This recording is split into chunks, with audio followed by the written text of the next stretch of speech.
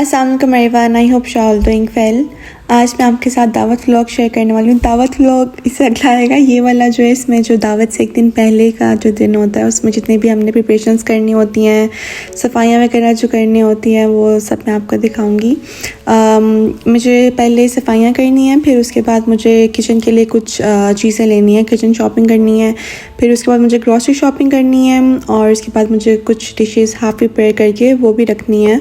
अभी मैं यहाँ पे बेडशीट चेंज कर रही हूँ और ये मैं न्यू बेडशीट जब मैं आइकिया गई थी, अब तो वैसे साल गुजर गए लेकिन काफ़ी मतलब टाइम हो गया, तो मैं वहाँ से लेकर आई थी। अच्छा, इसके ना पिलोज़ थोड़े लूज़ थे तो मैंने इनको इस तरह अंदर टक इन कर लिया, तो एक हैक है। तो ये मैंने पहले भी बताया हुआ, मैंने सोचा मैं दोबारा बता दूँ अगर कर रही हूँ तो। वो मैंने बुझा दिया था। वैसे तो आजकल गर्मी है तो मैं कम्फर्टर वगैरह नहीं रखती, लेकिन वो उसके बगैर ना बेड थोड़ा अच्छा भी नहीं लगता, तो इसलिए मैंने बुझा दिया था। साथ साथ मैं यहाँ पर ना जो शामी कबाब है वो बनाई थी, जो मैंने पहले बनाए थे वो ख़त्म हो गए थे, तो मैंने सोचा दोबारा बना लेती हूँ। साथ साथ ही इनकी मैं पहले रेसिपी शेयर कर चुकी हूँ, इसलिए मैं दोबारा नहीं कर रही। बस मैंने कीमा डाल के और बाकी सारी चीज़ें डाल के इसको कवर करके 1 घंटे के लिए मैंने रख दिया था। और जो दाल है वो मैं बाद में डाल लूँगी। जितनी देर में वो बन रही थी शामी, उतनी देर में मैं यहाँ पर रूम की जितनी भी डस्टिंग वगैरह है वो कर रही हूँ।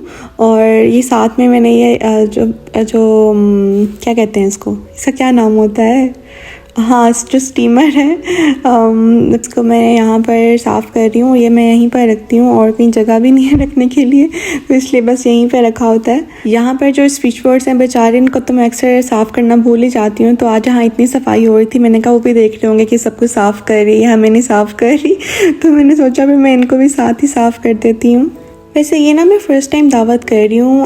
एक दफ़ा मैंने पहले की हुई है, लेकिन वो एक तरह से दावत तो नहीं थी, वो सिर्फ हमसा के 2 फ्रेंड्स थे जो ब्रिस्बेन आए हुए थे। तो हमसा ने बोला कि आप हमारी तरफ डिनर कर लेना, तो वो बस इस तरह आ गए थे, तो मैंने उनके लिए 2-3 डिशेस बना ली थी। तो वो दावत तो नहीं होती, वो थे भी बस 2 लड़के ही थे और उनकी कोई फैमिली वगैरह भी कोई भी नहीं आया हुआ था। ये जो है ना, ये मेरी ज़िंदगी की पहली दावत है जो मैं करने वाली हूँ। और अभी तो आपको वैसे मेन्यू नहीं बताना, लेकिन मेन्यू में कुछ ऐसी डिशेस भी हैं जो मैं पहली दफ़ा बनाने वाली हूँ।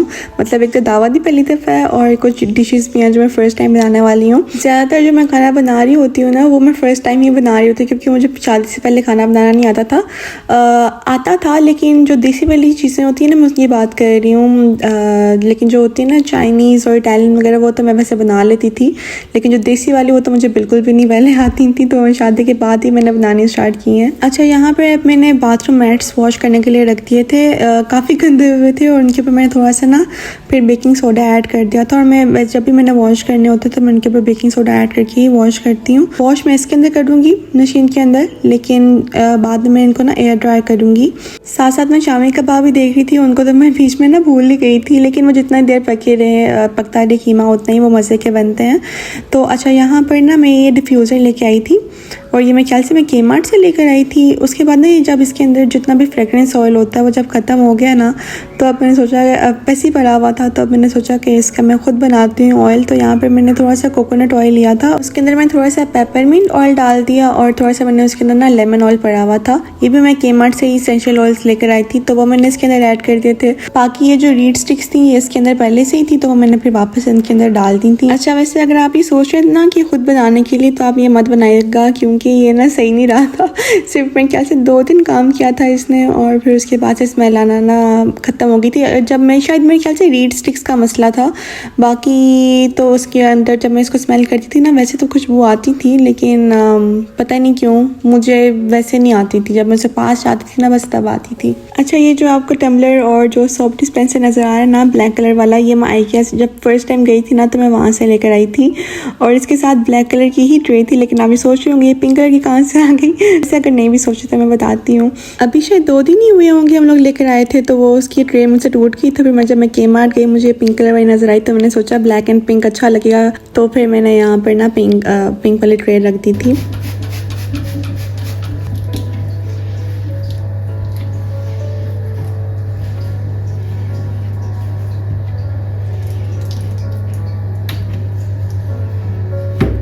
अच्छा, मुझे ना सब कामों से ना सबसे बुरा काम मुझे ना ये बाथरूम धोना लगता है। मुझे पता नहीं मुझे मौत नज़र आ रही होती है जब मैं सोच रही होती कि मुझे बाथरूम साफ़ करना है।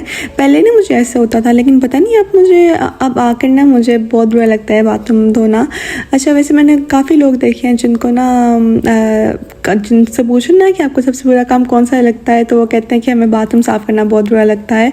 तो मुझे आप कमेंट बॉक्स में बताइएगा कि आपको सबसे बुरा काम कौन सा लगता है। वैसे कुछ लोग तो बहुत मज़े से सारे काम करते हैं, मतलब वो सफाइयाँ वगैरह सब कुछ बहुत मज़े से करते हैं, और लेकिन कुछ होते हैं जिनको नहीं भी पसंद होता कुछ काम करने से। कुछ लोगों को किचन साफ़ करना नहीं पसंद, मतलब किचन साफ़ करना नहीं, लेकिन जो बर्तन धोने होते हैं वो नहीं पसंद होता। कुछ लोगों को कपड़े इस्त्री करना पसंद नहीं होता।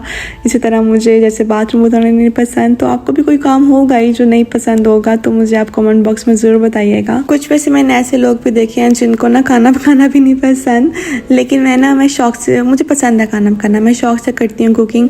और अगर आप मेरी यूट्यूब या फिर इंस्टाग्राम की हिस्ट्री देखें ना, वैसे आप लोग कैसे देखेंगे, लेकिन मैं आपको बताती हूँ कि वहाँ पर अगर खोल के देखें ना कोई, तो वहाँ पर सारी की सारी ना रेसिपीज़ ही होंगी। मतलब मेरी हिस्ट्री में सब रेसिपीज़ ही होंगी और कुछ भी नहीं आपको देखने को मिलेगा वहाँ पर।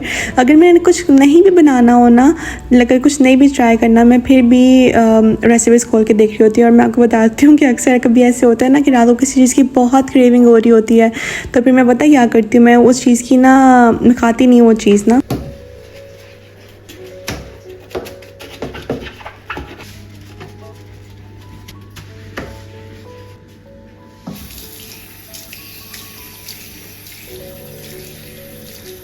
अच्छा, तो जब मुझे क्रेविंग होती है, मैं पता क्या करती हूँ, मैं बस उस चीज़ की रेसिपी निकाल कर वो रेसिपी देखती रहती हूँ, वो देखती रहती हूँ और फिर मेरी क्रेविंग ख़त्म हो जाती है। इस तरह पता नहीं क्यों ऐसे होता है, लेकिन बाकी ऐसे हो जाता है कि वो क्रेविंग ख़त्म हो जाती है।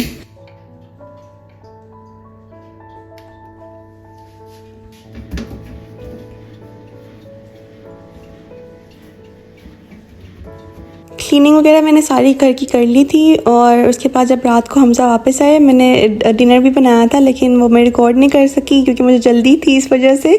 लेकिन बाद में हम लोग डिनर वगैरह करने के बाद यहाँ केमार्ट आ गए थे, क्योंकि as I told you before कि मैं फ़र्स्ट टाइम दावत करी थी, इसलिए हमारे पास ऐसा कुछ प्लेट्स नहीं थी और ग्लास वगैरह नहीं थे, और भी कुछ चीज़ें लेनी थी तो वो ले ली हमने यहाँ से, और सर्विंग डिशेज़ भी नहीं थी। जो नेक्स्ट व्लॉग होगा वो दावत व्लॉग होगा, तो इसमें मैं आपको दिखाऊँगी कि मैंने सब कुछ कैसे सेट किया था, लाइक टेबल वगैरह मैंने कैसे सेट की थी, वो सब कुछ मैं उसमें दिखाऊंगी। किचन की शॉपिंग जितनी भी की थी वो सब हमने गाड़ी में रखी थी। उसके बाद हम लोग कॉल्स आ गए थे और बस हमने जल्दी यहाँ पे ग्रोसरी शॉपिंग कर ली थी। इस टाइम जल्दी कर रहे थे क्योंकि अभी घर जाके मुझे टाइम ज़्यादा हो गया था और मुझे घर जाके अभी डिशेस भी हाफ प्रिपेयर करके रखनी थी।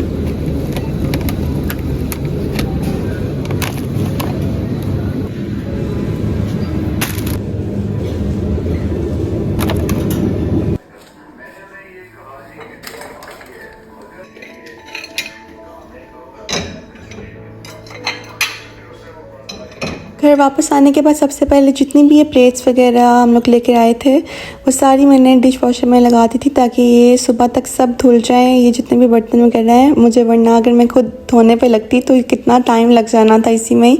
अच्छा, कुछ दिन पहले ना मैं एक वीडियो देखी थी, उसमें लड़की घर वापस आती है, उसके हाथ में फ्रूट्स होते हैं, वेजिटेबल्स होती हैं, और वो लाकर सब कुछ डिश वॉशर में डाल देती है उनको धोने के लिए। मतलब मैंने पहली दफ़ा ऐसे देखे कि आप फ्रूट्स एंड वेजीज भी धो सकते हो डिश वॉशर के अंदर। अच्छा, अब यहाँ पर सबसे पहले मैं डिज़र्ट प्रिपेयर करने वाली थी, तो यहाँ पर मैं ना वनीला जो केक मिक्स होता है कोल से, मैं वो लेकर आई थी।